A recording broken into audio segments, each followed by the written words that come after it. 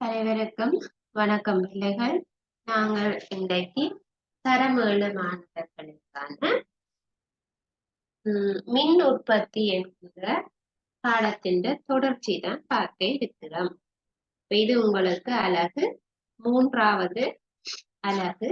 அதுல நாங்க மின் முதல்கள் தொடர்பாக பார்த்திருக்கிறோம். அதாவது மின்னை உற்பத்தி செய்யக்கூடிய பொருட்கள். அதற்கு பிறகு எலுமிச்சம்பழத்தில இருந்து மின்னை எப்படி உற்பத்தி செய்வது சொல்லி பார்த்திருக்கோம்.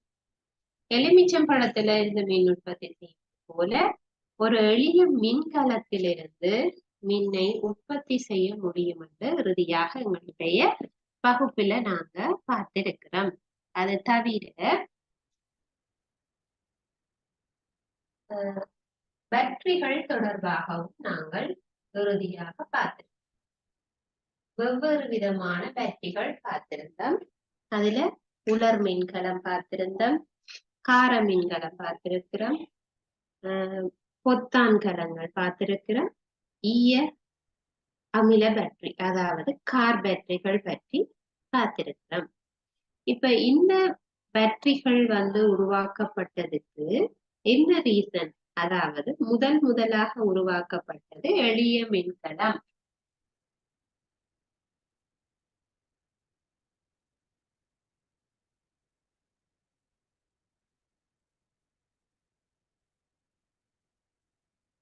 எங்களுக்கு முதல்ல நாங்க பார்த்தது எளிய மின்கலம்.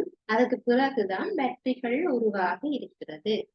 அப்ப எளிய மின்கலம் எதனால கைவிடப்பட்டது? அதற்கு பிறகு ஏன் பேட்டரிகள் உருவாக்கப்பட்டது என்று கேட்பீங்க. அதாவது ஒரு எளிய மின்கலத்தில் காணப்படக்கூடிய குறைபாடுகள் என்ன? என்ன அங்க குறைபாடாக இருக்கு? அதை நிவர்த்தி செய்து எப்படி பேட்டரிகள் தயாரிக்கப்பட்டது? அப்ப நாங்க எளிய மின்கலத்தினுடைய ஒரு வடிவத்தை நாங்க பார்ப்போம். அதுக்கு பிறகு அதாவது எளிய மின்கலத்துல எப்படி கரண்ட் உருவாகுது என்பதை ஒரு சிறிய வீடியோல நாங்க பார்ப்போம். அதுல இருந்து நாங்க கண்டினியூ பண்ணுவோம்.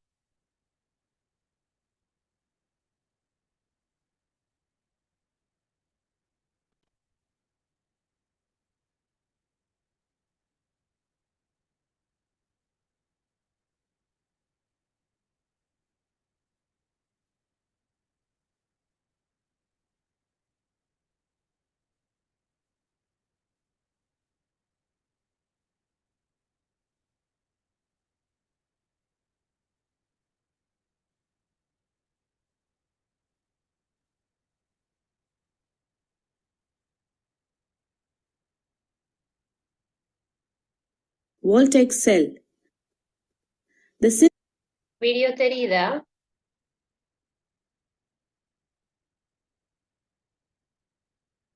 electrodes, one of copper and the other of zinc, dipped in a solution of dilute sulfuric acid in a glass vessel.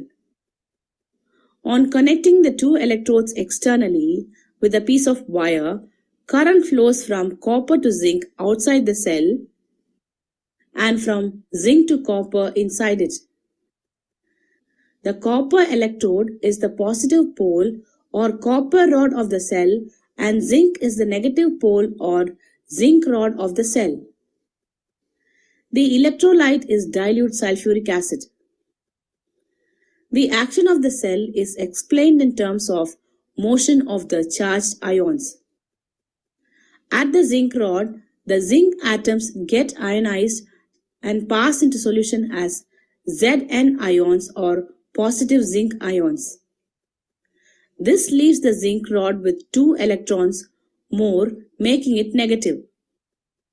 At the same time, 2 hydrogen ions are discharged at the copper rod by taking these 2 electrons. This makes the copper rod positive. As long as excess electrons are available on the zinc electrode, this process goes on and a current flows continuously in external circuit. This simple cell is thus seen as a device which converts chemical energy into electrical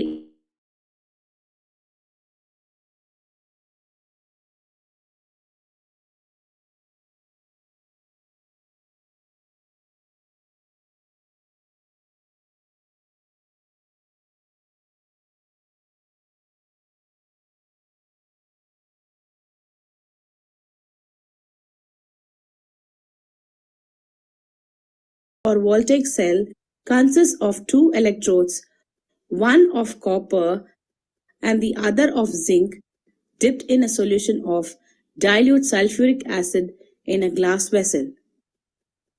On connecting the two electrodes externally with a piece of wire, current flows from copper to zinc outside the cell and from zinc to copper inside it. The copper electrode is the positive pole or copper rod of the cell, and zinc is the negative pole or zinc rod of the cell. The electrolyte is dilute sulfuric acid. The action of the cell is explained in terms of motion of the charged ions. At the zinc rod, the zinc atoms get ionized and pass into solution as Zn ions or positive zinc ions. This leaves the zinc rod with 2 electrons more, making it negative. At the same time, 2 hydrogen ions are discharged at the copper rod by taking these 2 electrons. This makes the copper rod positive. As long as excess electrons are available on the zinc electrode, this process goes on and a current flows continuously in external circuit. This simple cell is thus seen as a device which converts chemical energy into electrical energy. Due to opposite charges on the two plates, a potential difference is set up between copper and zinc, copper being at a higher potential than zinc. The difference of potential between the two electrodes is 1.08 volts.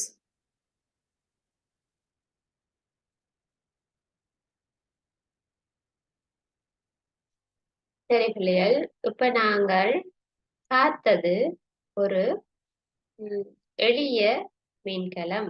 எளிய மின்கலம்ன்றது simple செல். இப்ப நாங்கள் பார்த்திருந்தது ஒரு simple செல்ஸுக்குரியது. இப்ப நாங்க பார்க்கிறோம், இந்த எளிய மின்கலத்தை எங்களால என்ன செய்ய இயலாது? ஒவ்வொரு இடத்துக்கு தூக்கி கொண்டு திரிய இயலாது. ஏன்? நாங்கள் அந்த முகவைக்குள்ள பயன்படுத்தினது சல்பூரிக் ஆசிட். அப்ப அந்த ஆசிட நாங்க திரவமாக இருக்கு, தண்ணியாக இருக்குது. எளிய மின்கலத்துல அந்த முகவைக்குள்ள எடுக்கப்பட்ட திரவமானது என்னது? ஒரு ஆசிடாக இருக்கு. அப்ப நாங்கள் அந்த ஆசிட்ட எல்லா இடத்துக்கும் என்ன செய்ய இயலாது? பாவிக்க போக இயலாது. அதோட இந்த நாகத்தகடு, செப்பு தகடு, அதோட இணைக்கப்பட்டிருக்கிற வயர்கள், அதோட தான் எங்களுக்கு என்னது? மின்குமிழ் பொருத்தப்பட்டு இருக்கிறது.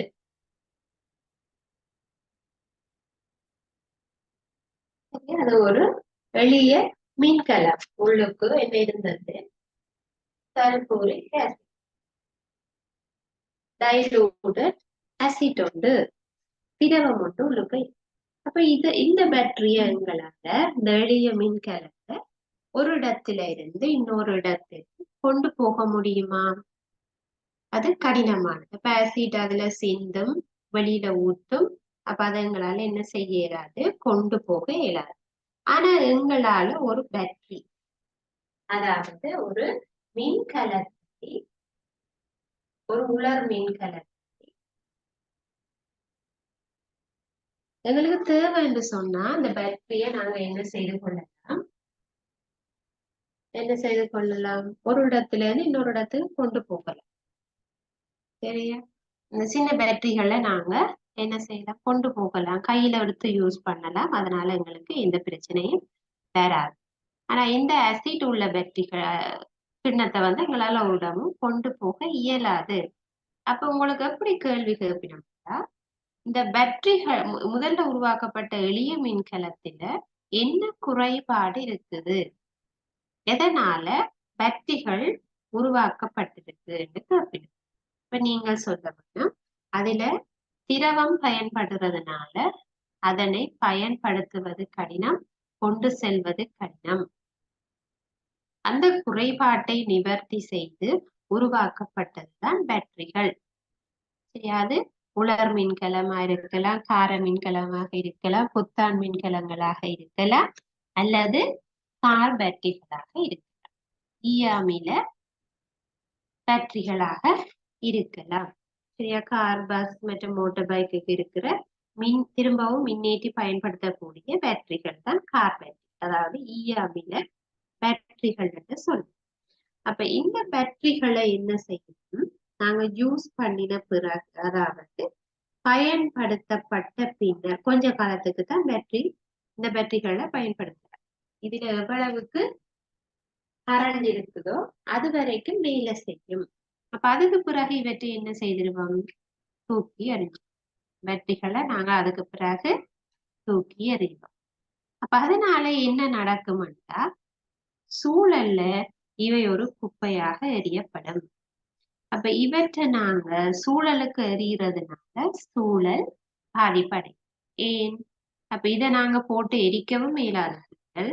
அப்ப அதை நாங்க சும்மா சூழலை தூக்கி எறிகிறதுனால அது உக்காம கிடந்தா உக்கி போகாது. இப்ப இலை குலைகள்னு சொன்னா கொஞ்ச நாள்ல உக்கி அது மண்ணோடு மண்ணாக போகும். ஆனா பேட்டரிகள் அப்படி அல்ல. ஆகவே அவை சூழலுக்கு என்ன, சும்மா எரிஞ்சவன்னு சொன்னா அது சுற்றுச்சூழலை மாசுபடுத்த கூடும். ஆகவே இவை என்ன செய்ய வேணும், முறையாக மீள் சுழற்சி செய்ய வேண்டும்.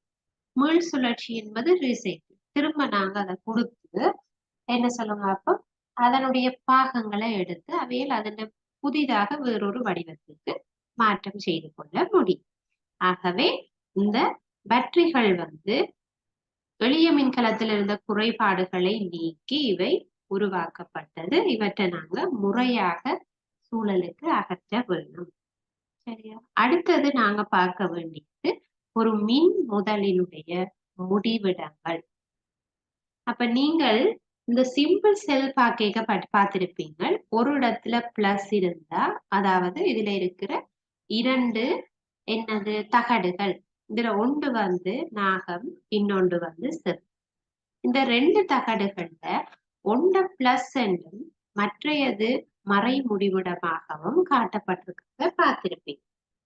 ஒன்று பிளஸ் முடிவிடமாகவும் மற்றையது மறை முடிவிடமாகவும் காட்டப்பட்டிருக்கு. சரியா? இதுல நான் இத செப்பு எடுக்கிறேன். இது நாகம், அதாவது நாகத்தகடு, செப்பு தகடு பார்த்திருப்பீங்க. இது வேற கலர், அது வேற கலர்ல உங்களுக்கு காட்டிடும். செப்பு தகடு மற்றும் நாகத்தகடு. இப்ப இதுல செப்பு தகடு பிளஸ் என்று குறிக்கப்பட்டிருப்பதை பார்த்திருப்பீங்க. பிளஸ் என்றால் என்ன? நேர் ஈட்டம். இப்ப நான் பேட்டரியில பாருங்க, ஒரு இடத்துல பிளஸ் போட்டும் மற்ற இடத்துல மைனஸ் போட்டும் காட்டி. இல்ல உங்களுக்கு டவுட்டா இருந்தா வீட்டை போயிட்டு ஏதாவது ஒரு பழைய பேட்டரிய எடுத்து பாருங்க, அதுல இப்படி குறியீடுகள் போடப்பட்டிருக்கான்னு பாருங்க. சரியா? அப்ப இதுல உங்களுக்கு செப்பு தகடு பிளஸ் ஏற்றம் கொண்டு, அதாவது நேர் ஈட்டம். செப்பு நேர் ஏற்றம் அல்லது நேர் முனைவு என்று சொல்லுவோம். நாகம் மறை முடிவிடம் அல்லது மறை முனைவு. ஒரு எளிய மின்கலத்துல செப்பு பிளஸ் ஆகவும் நாகம் மைனஸ் ஆகவும் இருக்கும். பேட்டரியிலையும் உங்களுக்கு அதே போலதான் ஒரு பிளஸ் ஒரு மைனஸ் ரெண்டுமே இருக்கு. சரி, ஏன் அப்படி இது ஏன் இப்படி பிளஸ் மைனஸ் இருக்குன்னு யோசிக்கிறீங்க? பாருங்க, நீங்கள் ஒரு வீட்டுல ரிமோட்டுக்கு பேட்டரி போட்ட ஞாபகம் இருந்தா பாருங்க, அல்லது ஒரு விளையாட்டு காருக்கு நீங்க பேட்டரி போட்ட ஞாபகத்தை யோசிச்சு பாருங்க. நீங்க பேட்டரிய சரியாக இணைச்சிருக்காட்டி அது வேலை செய்யாது. அதாவது அந்த கார் ஓடாது, அல்லது அந்த சிறிய விளையாட்டு பொருட்களாக இருக்கலாம், அது வேலை செய்யலைன்னு சொல்லுவீங்க, அல்லது ரிமோட்டுக்கு பேட்டரியை போட்டுட்டு அது வேலை செய்யலைன்னு சொல்லுவீங்க. எதனால? நீங்கள் இந்த பேட்டரியின் பிளஸ்ஸையும் மைனஸையும் சரியாக பொருத்தையிலன்னு அர்த்தம். சரியா? அப்ப எங்களுக்கு அல்லது ஒரு டோர்ச் லைட்டுக்கு பழைய 90s காலத்து பிள்ளைகள் இருந்தா தெரிஞ்சிருக்கும், டோர்ச் லைட்டுக்கு நாங்க பேட்டரி போட்டு தான் யூஸ் பண்றோம். ஆனா இப்ப உங்களுக்கு தெரியும், எல்லாமே சார்ஜ் பண்ணி பயன்படுத்தும். அதாவது சார்ஜ் போட்டு டோர்ச் லைட்டுக்கு சார்ஜ் போட்டு யூஸ் பண்ணுவோம். திரும்ப சார்ஜ் இல்லைன்னா திரும்ப கொண்டு போய் சார்ஜ் போடுவோம். ஆனா முதல் இருந்த மின்சூள்கள், அதாவது டோர்ச் லைட்டுகள் இப்படி சார்ஜ் போட்டு பாவிக்கிறது அல்ல. முந்தைய காலத்துல வந்தது எல்லாமே எங்களுக்கு இந்த பேட்டரி போட்டு யூஸ் பண்ணக்கூடியது. அப்ப அதுக்கு சில வேளை நாங்க பேட்டரி போடுறோம்னு வேண்டி போடுவோம், ஆனா லைட் எரியாது. என்னன்னு பார்த்தா இதுல நாங்க பிளஸ் சரியாக அங்க போடையில. சரியா? ஆகவே எங்களுக்கு மின் முடிவிடங்கள் முக்கியமானது. அதாவது மின் முடிவிடம் என்ற 2 முடிவிடங்கள் தான் இருக்கு. ஒன்று நேர் முடிவிடம், மற்றையது மறை முடிவிடம். உங்களுக்கு இந்த எளிய மின்கலத்தினுடைய படம் தரப்பட்டு அதுல இருந்து எது நேர் முடிவிடம் எது மறை முடிவிடம் என்று உங்களை குறிக்க சொல்லி வினா வரலாம். தரப்பட்ட எளிய மின்கலத்தில் நேர் முடிவிடம் எது மறை முடிவிடம் எது என்பதை தரப்பட்ட படத்துல குறிச்சு காட்டுக, இப்படி கேள்வி வரலாம்.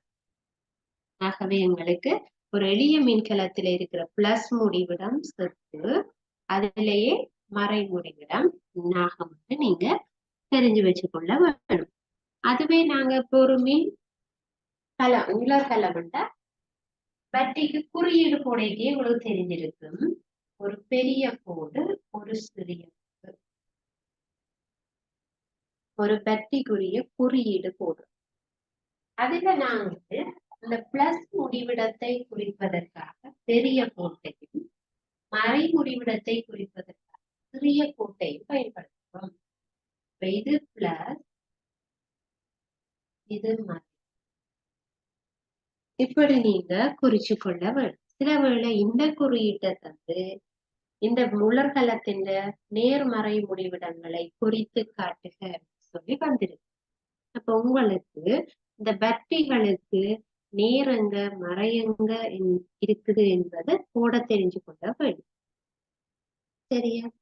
ரைட். அப்ப நாங்களே பாக்குறோம் என்னது எளிய மின்கலமும் பேட்டரிகளும் தொடர்பாக. சரியா? அப்ப இவற்றுக்கு ஒரு முடிவிடம் என்பது முக்கியமானது.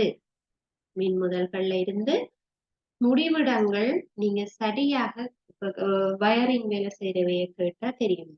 கனெக்ஷன் சரியாக கொடுத்தாதான் அங்க லைட் எரியும், இல்லாட்டிக்கு அது எரியாது. ஏன் எரியலைன்னா நீங்க பிளஸ் மைனஸ் மாறி கொடுத்துருப்பீங்க. சரியா? அவைக்கு அது விளங்கும். வேலை செய்யலைன்னா ஏதோ ஒரு இடத்துல கனெக்ஷன் பிள்ளை. சரியா? ரைட். அப்ப பாக்குறோம் பிளஸ் மைனஸ் அவசியமானது, முடிவிடங்கள் அவசியமானது. அடுத்தது என்ன தெரிய வேணும்னா, ஒரு மின் முதல்ல இருந்து மின் முதல்னா ஒரு பேட்டரியில இருந்து மின் பாய்கின்ற திசை அப்படி ஒன்று இருக்கிறதா? இப்ப நாங்க அந்த வீடியோல நீங்க பார்த்திருப்பீங்க, அந்த கரண்ட் போறத உங்களுக்கு காட்டியிருக்கு.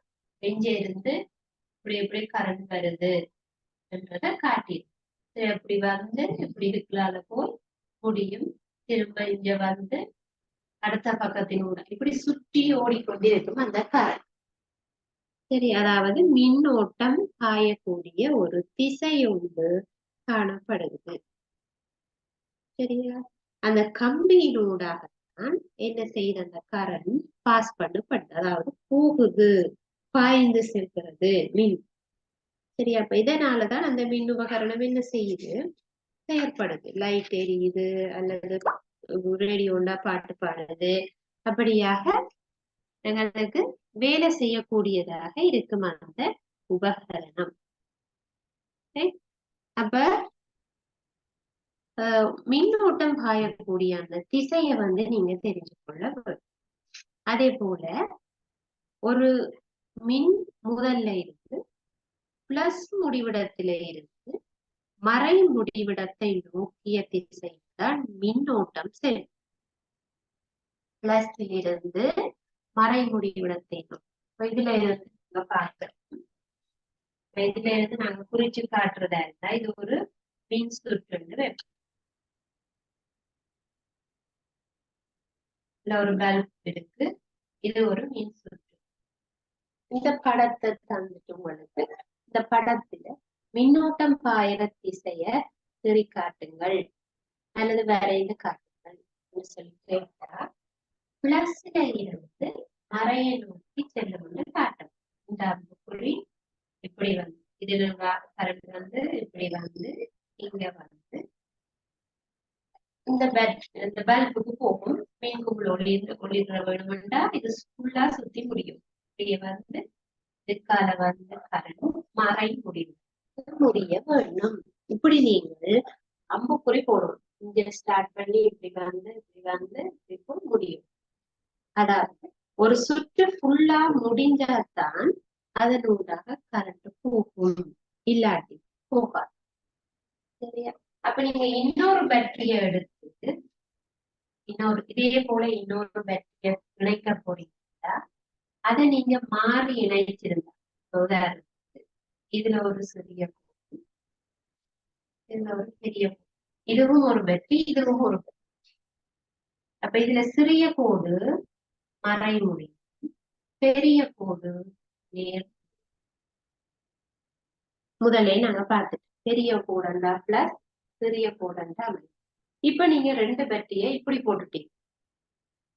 இப்ப எப்படி கரண்ட் போறது?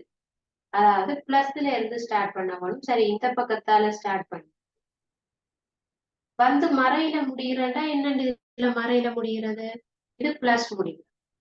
அப்ப அது இந்த பக்கத்தாலேயும் கரண்ட் வேற வலிக்குதா, இந்த பக்கத்தாலேயும் கரண்ட் வலி, எங்க போய் முடிக்கிறது? அப்ப இது லைட் தெரியாது. இப்படி ஒரு மின் சுற்று தந்தா அதுல லைட் எரிய போறது இல்லை. ஏன்? ரெண்டு பக்கமுமே பிளஸ்ல நின்றுச்சுதுன்னா என்னென்று மின்னோட்டம் சுத்தி முடிகிறது. ஆகவே மின்னோட்டம் பிளஸில் ஆரம்பித்து மைனஸில் முடிந்திருந்தால்தான் அது என்ன செய்யும்? கரண்ட் பாயக்கூடிய மாதிரி இருக்கும். பிளஸ்ல இருந்து மைனஸ்ல இருக்கும்.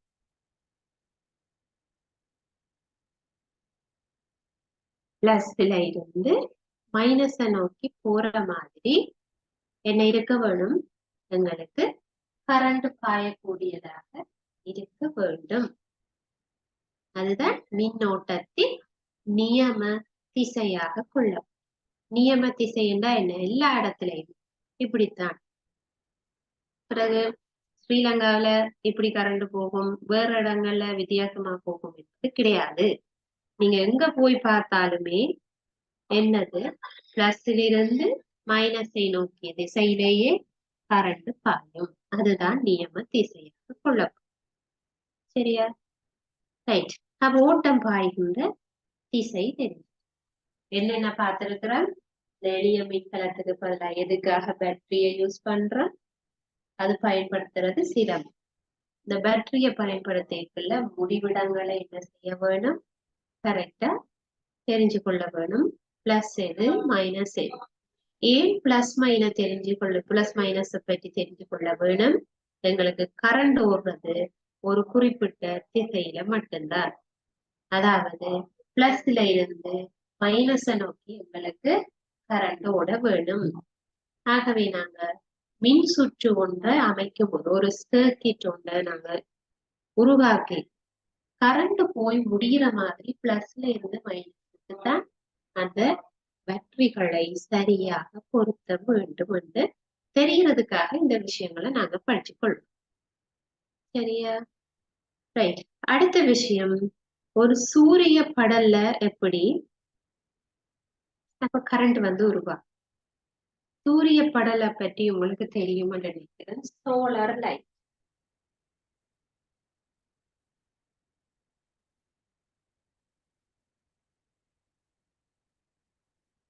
சூரிய படல் பற்றி உங்களுக்கு ஏற்கனவே தெரிஞ்சிருக்கும். சூரியனுடைய ஒளியை பயன்படுத்தி மின்னை உற்பத்தி செய்வது. சரியா? அப்ப சில வீடுகள்ல அல்லது சில வேலை செய்கின்ற இடங்கள்ல நீங்கள் இந்த மாதிரி சோலார் பேனல்களை பார்த்திருக்க கூடும். சரி, அப்ப சூரிய சக்தி அதிகமாக எப்படி கிடைக்குது எங்களுக்கு? ஹீட் எனர்ஜி, அதாவது வெப்பம் அதிக அளவுல கிடைக்குது. இப்ப இருக்கிற சிச்சுவேஷன் உங்களுக்கு தெரியும், மிக அதிகமாக வெப்பம். ஒளி கிடைக்கிறது சரி, எங்களுக்கு வழக்கமாக வர சூரிய ஒளி வந்து கொண்டுதான் இருக்கிறது. இப்ப வெப்பம் மிக அதிகமாக இருக்கிறது. அப்ப உங்களுக்கு சூரியன்ல இருந்து வெப்ப சக்தியும் ஒளி சக்தியும் கிடைக்குது. அந்த கிடைக்கிற ஒளி சக்தியை பயன்படுத்தி மின்னை நாங்கள் உற்பத்தி செய்யலாம். அதுதான் சூரிய படல். இந்த சூரிய படலை பயன்படுத்தி இயங்கக்கூடிய உபகரணங்கள் என்னன்னு கேட்பாங்க. இப்படி போன வருஷம் இதே மாதிரியாக ஒரு வினா வந்திருக்கு. சூரிய படல்ல என்ன மாதிரி சக்தி நிலை மாற்றம் நடக்குது? சக்தி நிலை மாற்றம் என்றா எந்த சக்தி என்ன சக்தியாக மாற்றப்படுது? உதாரணமாக சூரியனுடைய ஒளியானது ஒளி சக்தி எங்களுக்கு கரண்டாக மாற்றப்படும், மின் சக்தியாக மாற்றப்படும். அதுதான் நிலை மாற்றம். ஒரு நிலையில இருந்து அந்த சக்தி இன்னொரு நிலைக்கு மாத்தி எடுக்கும். ஒளிய அப்படியே இருந்தா நாங்க அதை பயன்படுத்த இயலாது. ஏன்னா இரவில சூரிய ஒளி இல்லாம போயிடும். அப்ப நாங்க அந்த சூரிய ஒளியை பயன்படுத்தி கரண்ட்டை சேர்த்து வச்சுட்டோம். அந்த கரண்ட்டை வச்சு இரவுக்கு மீண்டும் நாங்கள் பல்பை எரிய செய்து ஒளியாக மாற்றலாம். சரியா? அப்ப நாங்க என்ன சக்தி மாற்றம் அங்க நடக்குதுண்டா, சூரிய ஒளியானது மின் சக்தியாக மாற்றப்படும். அப்ப இந்த சூரிய படல் காணப்படுகின்ற சில உபகரணங்களை தர சொல்லி கேட்பாங்க. இந்த கை கடிகாரங்கள், கணிப்பான்,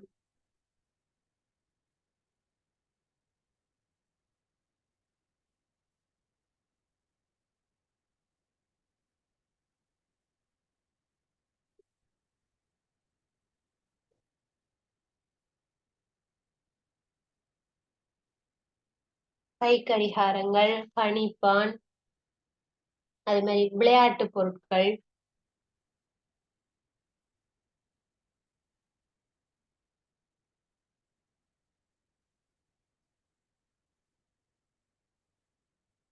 சில விளையாட்டு பொருட்கள்லயும் இந்த சூரிய படல் இருக்குது.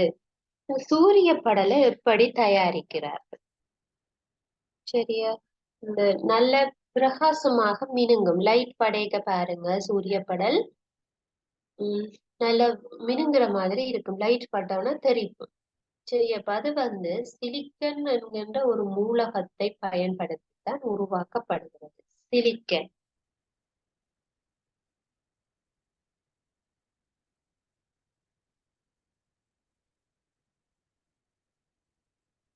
இது உங்களுக்கு வினாக்கள்ல வந்திருக்கு. சூரிய படலை தயாரிப்பதற்கு பயன்படுத்தப்படக்கூடிய மூலகம் சிலிக்கன். சரியா? அப்ப இந்த சிலிக்கனை பயன்படுத்தி என்ன செய்யறாங்க? சூரிய படல்களை தயாரிக்கிறாங்க.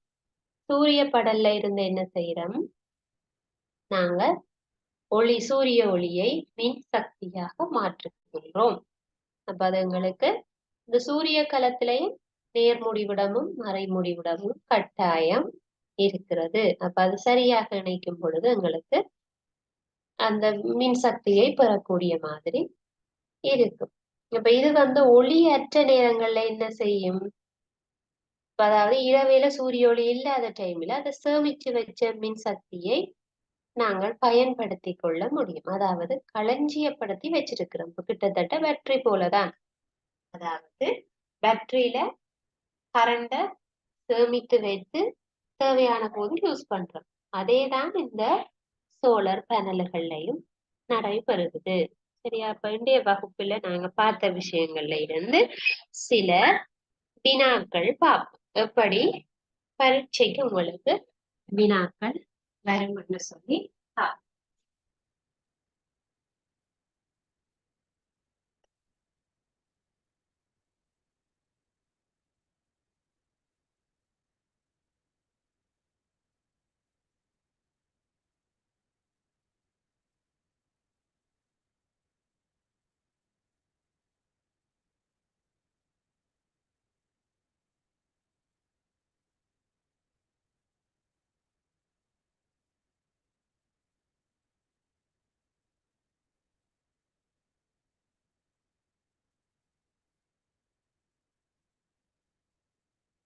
எழுதிக் கொள்ளுங்க. பின்வரும் வினாக்களுக்கு விடை தருக. பின்வரும் வினாக்களுக்கு விடை தருக. முதலாவது வினா,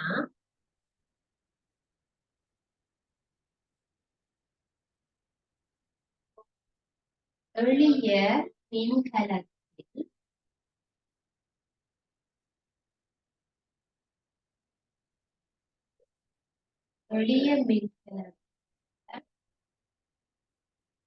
குறைபாடு யாது?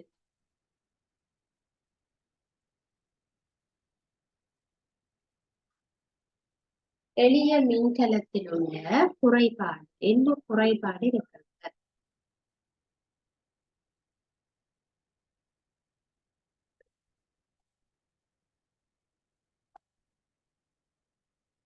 உலர்கலத்தில்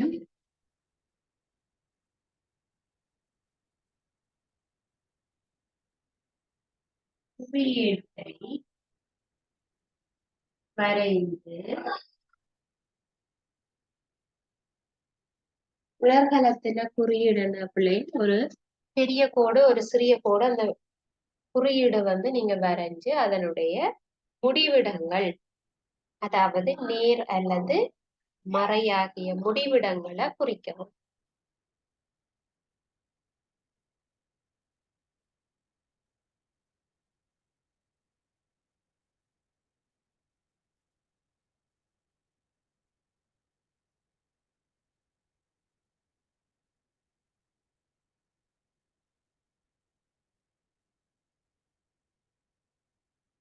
நீங்க அதோட பிளஸ் எது மைனஸ் எது என்பதை குறித்து கொள்ள வேண்டும். மூன்றாவது கேள்வி, மூன்றாவது வினா,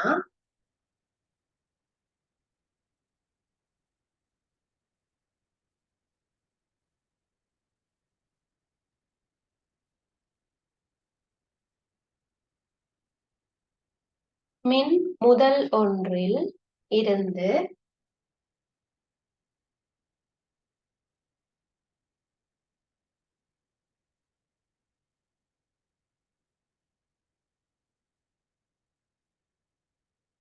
மின்னோட்டம் பாயும்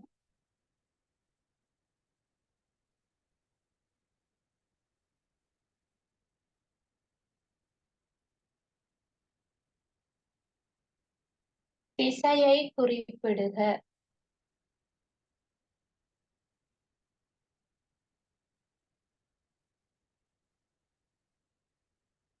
மின் முதல்ல இருந்து மின்னோட்டம் பாயக்கூடிய திசை, அதாவது நேர்முடிவிடத்திலிருந்து மறைமுடிவிடத்தை நோக்கி என்னது மின்னோட்டம் பாயும் என்று எழுதினாலே சரியா. நான்காவது வினா, சூரிய படல்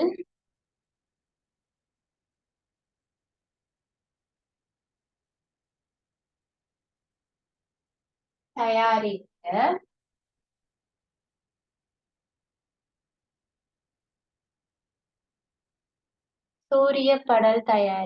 பயன்படுத்தப்படும்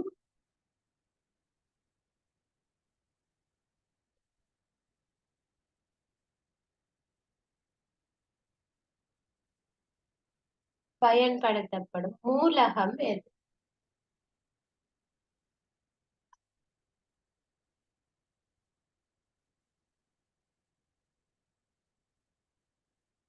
மூலகம் எது? அதாவது சிலிக்கன் என்கின்ற மூலகம்தான் இங்க பயன்படுத்தப்பட போகிறது. அப்ப இந்த 4 கேள்விகளுக்குமான விடைகளை நீங்க எழுதி கொள்ளுங்க. எளிய மின்கலத்துல இருக்கிற குறைபாடு, அதாவது திரவமாக இருக்கும், பயன்படுத்துறது கடினமானது, கொண்டு செல்வது கஷ்டம். அதுவே உலர்கலத்தின குறியீடுண்டா ஒரு பெரிய கோடு ஒரு சிறிய கோடு கீறி பெரிய கோட்டுக்கு பிளஸ் என்றும் சிறிய கோட்டுக்கு மைனஸ் என்றும் குறிப்பிட வேணும். மின் முதல்ல இருந்து மின்னோட்டம் பாயிற திசை என்பது ஒரு பிளஸ் முடிவிடத்திலிருந்து மறை முடிவிடம், நேர் முடிவிடத்திலிருந்து மறை முடிவிடத்தை நோக்கி பாயும். நான்காவது, சூரிய படல் தயாரிக்கிறதுக்கு சிலிக்கன் என்கின்ற மூலகம் பயன்படுத்தப்படுகிறது. இந்த வினாக்கள்ல நீங்க கிளியரா இருந்தீங்கன்னா இன்றைக்கு படித்த பாடம் உங்களுக்கு விளங்கி இருக்கும். உங்களுக்கு ஏதாவது டவுட்ஸ் இருந்தா நீங்க கேட்கலாம்.